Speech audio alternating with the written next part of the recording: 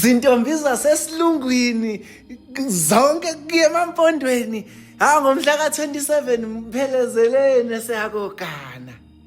Zintombi zakwaZulu kube kuyangambeni niyoma nje ngale kobridge laphesheya kothukela athe qhamuka nibe nililizela nani bomama bakwaZulu nimamukele sengena kwaZulu ezogana.